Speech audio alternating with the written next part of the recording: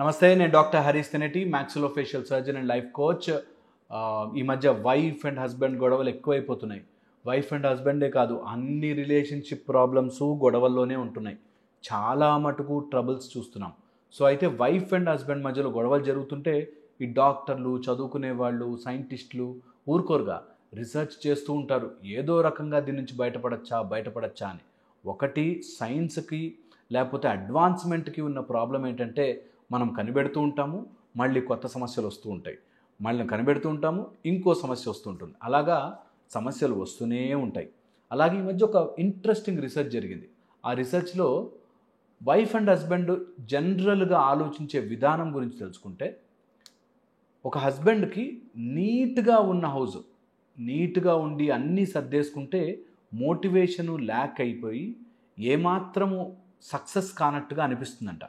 కానీ ఒక వైఫ్కి ఇల్లు గనక డిస్టర్బ్డ్గా ఆర్ నీట్గా లేకపోతే వాళ్ళ బాడీ లోపల స్ట్రెస్ హార్మోన్స్ లైక్ కార్టిజోల్స్ రిలీజ్ అయ్యి, నీట్గా లేని ఇల్లుని చూస్తే ఆటోమేటిక్గా వాళ్ళ మైండ్లో కార్టిజోల్స్ రిలీజ్ అయ్యి, అయ్యో నా లైఫ్ వేస్ట్ అయిపోతుంది, అయ్యో ఏమీ నీట్గా లేదే అనే ఆలోచనతో ఉంటారంట. ఈ డిఫరెన్స్ అర్థం చేసుకోండి. హస్బెండ్కేమో ఇల్లు నీట్గా ఉంటే ఏదో అకంప్లిష్ చేయట్లేదు, ఏదో సాధించట్లేదు, ఏదో మిస్ అవుతోంది అనే దాంట్లో ఉంటారంట. వైఫ్స్కి జనరల్గా నీట్గా ఉండకపోతే, ఇల్లు నీట్గా ఉండకపోతే ఏదో మిస్ అవుతున్నట్టుగా అనిపిస్తుంది. ఈ రెండు కామన్. ఎందుకు అంటే ఎవరి మైండ్ సెట్ వాళ్ళలా పనిచేస్తుంది. ఇద్దరూ మ్యారేజ్ చేసుకున్నాక ఒక కామన్ గ్రౌండ్ పాయింట్కి వచ్చి అక్కడ నుంచి డీల్ చేయడం చాలా కష్టాల నుంచి దాటిచ్చేస్తుంది. చాలా మటుకు ఈ చిన్న సైంటిఫిక్ రీజనింగ్ అర్థం కాక, మా ఆయనని కావాలని చెప్తే ఇల్లంతా పాడు చేస్తాడండి, కావాలని చేస్తారండి అనేటట్టుగా గొడవలు అవుతుంటాయి. వెల్, ఈ స్టడీ జరిగింది అబ్రాడ్లో, వెస్టర్న్ కంట్రీలో అయినా ఇది ఇప్పుడు ఇక్కడికి కూడా పాకుతోంది. ఇప్పుడు మనకి ఇక్కడికి వచ్చే అన్ని రకాల వెస్టర్న్ అనారోగ్యాలతో పాటు ఇలాంటి రోగాలు కూడా వస్తున్నాయి. వెస్టర్న్ ఐడియాలజీతో నేను కూరగాయలు తీసుకొస్తే నువ్వు తరిగి పెట్టాలి, నేను వాషింగ్ మెషిన్లో బట్టలు వేస్తే నువ్వు పైకి వెళ్ళి ఆరేయాలి, నేను ఇల్లంతా క్లీన్ చేస్తే నువ్వు పిల్లల్ని బయటకు తిప్పాలి. ఇలాగా లెక్కలు వేసుకుంటూ లైఫ్ గడుపుతూ ఉంటున్నారు. నేనంటాను, లెక్కలు వేసిన దాంతో పాటు కాస్త ప్రేమని, కాస్త ఇద్దరి మీద ఆప్యాయతని, ఇద్దరి వర్క్, అరే ఇద్దరు కష్టపడుతున్నాం మన ఫ్యామిలీ కోసం అనే ఒక అద్భుతమైన ఫీలింగ్ని జనరేట్ చేసుకోండి. వైఫ్ అండ్ హస్బెండ్ బాగుండాలి అంటే ఇద్దరూ కూడా ఒకళ్ళ పట్ల ఒకళ్ళకి అప్రిసియేషన్, లెక్క కాదు. ఎందుకంటే మీరు లెక్క వేసినన్ని రోజులు నువ్వు చేయలే కదా అంటే నువ్వు చేయలే కదా, నువ్వు అది చేయలే కదా అంటే నేను ఇది చేయలే కదా అని మీకు మీరే గొడవలు పెట్టుకునే ఛాన్స్ ఉంటాయి. ఇది ఎప్పుడు కూడా రిలేషన్షిప్లోకి రాకూడదు. అందుకే మన పూర్వీకులు ఎంత తెలివిగా ఆలోచించారంటే, ఒక మొత్తం సెక్టర్ నీది, ఒక మొత్తం సెక్టర్ నీది, మధ్యలో రావద్దు, ఇంకా కన్ఫ్యూజన్ లేదు. ఓకే, బయటంతా నేను చూసుకుంటానా, లోపలంతా నువ్వు చూసుకో, ఇల్లంతా నువ్వు చూసుకో అనేటట్టుగా మనం ఒక టైప్ ఆఫ్ ఎన్వైరాన్మెంట్ని క్రియేట్ చేసుకున్నాం. ఇప్పుడు అలాంటి సిచ్యువేషన్ లేదు కాబట్టి ఇద్దరి మైండ్ సెట్ని అర్థం చేసుకుంటే, మొగుడు గల నీట్నెస్గా లేకపోతేనే వాడి మైండ్ కొంచెం కూల్ అవుతుందేమో, సో దాన్ని మీరు కాంపెన్సేట్ చేయాలి. ఎప్పుడైనా వైఫ్ అలా స్ట్రెస్ పడుతుంది అనుకోండి, మీరు కాంపెన్సేట్ చేయాలి. అలాగా ఇద్దరూ మ్యాచ్ చేసుకోకపోతే వైఫ్కి హస్బెండ్కి మధ్యలో గొడవలు సిల్లీ విషయాలకి పెరిగిపోతుంటాయి. ఓకే, ఇది వన్ థింగ్.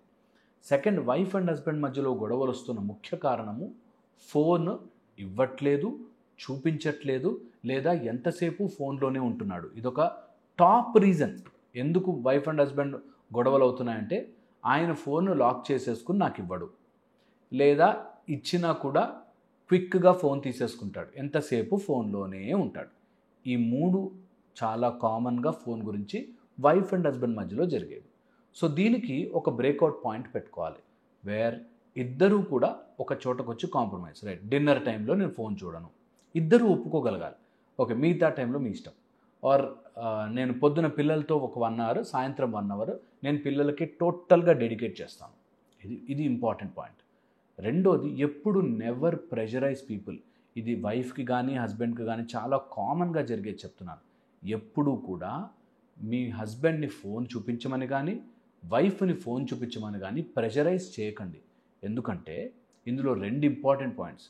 నీకు తెలియకుండా ఏదైనా చెయ్యాలి అని అనుకుంటే బయటకు వెళ్ళి కూడా చేసుకుని రావచ్చు. ఓకే, సో మోసమే చెయ్యాలి అనుకున్నవాడు నువ్వు ఫోన్ చూసినా చూడకపోయినా మోసం చేస్తాడు. మోసం చెయ్యాలి అనుకునే ఆవిడ నువ్వు ఫోన్ చూసినా చూడకపోయినా మోసం చేస్తాడు. అది మైండ్లో పెట్టుకుని ఫోన్ చూపించలేదు కాబట్టి ఏదో జరిగింది, ఫోన్ చూపించలేదు కాబట్టి ఏదో జరిగింది అని అనుమానముతో మీకు మీరుగా గొడవలు పెంచుకోవద్దు. చాలా ఇంపార్టెంట్. సెకండ్ వచ్చేసి ఫోన్ కంటే నేను ఇంపార్టెంట్ అయ్యేలా నేనేం చేయగలను అని కనుక మీరు ఆలోచిస్తే ఆటోమేటిక్ ఫోన్ పక్కన పెట్టి మీ దగ్గరికి వస్తారు. ఫోన్ కంటే మీరు ఇంపార్టెంట్గా ఎలా మారగలరు అన్నది ఆలోచించండి. ఎవరు చెప్పలేరు. ఇది నాకు చాలామంది కాల్ చేస్తారు, ఎలా అని.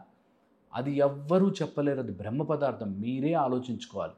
దట్ నా మొగుడు కానీ నా భార్య కానీ నేను పక్కనుంటే ఫోన్ వద్దు, నువ్వే నాకు చాలా ఇంపార్టెంట్ అనేటట్టుగా ఎలా చేసుకోగలను. ఎప్పుడు నసబెట్టి గొడవ పెట్టి ఎప్పుడు ఊరికే అది తిట్టి ఇది తిట్టి అలా ఉండాలి ఇలా ఉండాలి అని పెట్టుకోదు. అందుకే 3rd రూల్ వస్తుంది, నో రూల్ డే. ఒక రోజంతా మీ ఆయన ఏం చేసినా రూల్ పెట్టకండి. అలా ఎందుకు చేసావు, ఇలా చేయి, ఇలా ఎందుకు చేసావు, అలా చేయని. No rule day. హస్బెండ్కి కూడా అదే లెక్క. No rule day for a day in a week. ఒక రోజున, వారం అంతట్లో ఒక రోజున నో రూల్స్. ఆ రోజు ఎలా ఉన్నా సరే ఇలా ఉండొచ్చు కదా అని అడ్వైజులు ఇచ్చి, నేను చాలా మగ మహారాజుని అని చెప్పి తెలివితేటలు వాడి అడ్వైజులు ఇచ్చి అవసరము లేకుండా నో రూల్ డే అనేది పెట్టుకోండి. ఇలా చేయడం వల్ల వైఫ్ అండ్ హస్బెండ్ మధ్యలో సరే కొన్నిసార్లైనా అట్లీస్ట్ ఇంట్లో ఉంటే ఈ ప్రశాంతంగా మాట్లాడుకోవచ్చు. గొడవలు పెట్టుకోని అవసరం లేదు, ఒకళ్ళ మీద ఒకళ్ళు కంప్లైంట్ చేసుకుని కరెక్షన్లు చేసుకోని అవసరం లేదు అనే దాంట్లోకి వస్తారు.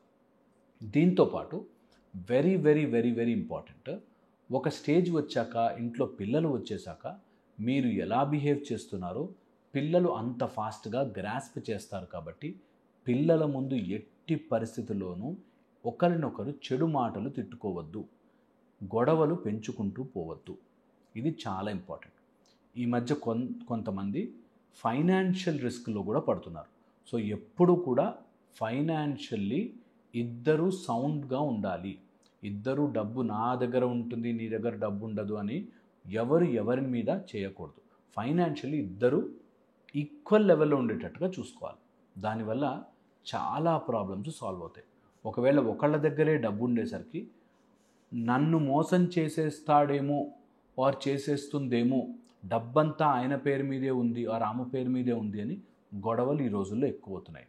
సో ఎందుకంటే మొత్తం జగత్తంతా డబ్బుమయంగా మారిపోయింది కాబట్టి డబ్బు డబ్బు డబ్బు డబ్బు అని పరిగెడుతున్నారు. కాబట్టి ఈక్వల్గా డబ్బుని పెట్టుకోవడం, ఫైనాన్షియల్లీ బోత్ స్టేటస్లు మేనేజ్ చేయడం చాలా ఇంపార్టెంట్. ఓకే, ఎప్పుడైనా ఇలాంటి కన్ఫ్యూజన్ వస్తే ప్లీజ్ హెల్ప్ తీసుకోండి. ఒక కౌన్సిలర్ కానీ, ఒక లైఫ్ కోచ్ కానీ, లేకపోతే ఒక లీగల్ హెల్ప్ కానీ కంపల్సరీగా తీసుకుని మాట్లాడుకోండి. కొన్నిసార్లు మన తెలివి పనిచేయదు. కొన్నిసార్లు మనం చేసేది మన మైండ్ మనతో మాట్లాడించే మాటలు కొన్నిసార్లు హర్ట్ చేస్తాయి పీపుల్ని. ఇది జాగ్రత్తగా ఉండండి. ఎప్పుడైనా ఇలాంటి గొడవలు వస్తుంటే వాస్తు ప్రకారంగా కొన్ని కరెక్షన్స్ చేసుకోండి. కొత్త ఇంటికి మారారు, అక్కడ మారిన దగ్గర నుంచి గొడవలు జరుగుతున్నాయంటే ఎక్కడో ఆగ్నేయం సైడో లేకపోతే ఏదైనా వాస్తు ప్రాబ్లం ఉంటే ఇట్లాంటి సడన్ గొడవలు వస్తుంటాయి. సో వాస్తు చెక్ చేయించుకోండి compulsory. At the same time ఒక్కసారి చక్రం వేసుకుని చూడండి.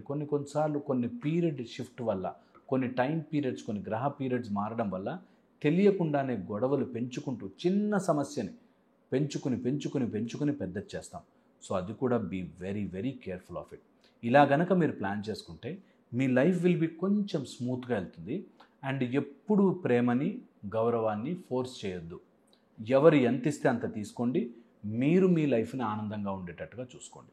ఇది మీరు ఫాలో అవ్వగలిగితే వైఫ్ అండ్ హస్బెండ్ మధ్యలో గొడవలు కొంచెం తగ్గి బెటర్ అవుతుంది. అండ్ కష్టమే, కొన్నిసార్లు చాలా కష్టమే. ఎంత చెప్పినా కొంతమంది మారరు, మొండిగా ఉంటారు. అలా గనక ఉంటే గట్టిగా నిలబడి పోరాడడం కూడా రావాలి. ఓకే, హోప్ నేను చెప్పింది అర్థం చేసుకుంటారని. మళ్ళీ ఇంకో వీడియోలో కలుస్తాను. Thank you so much.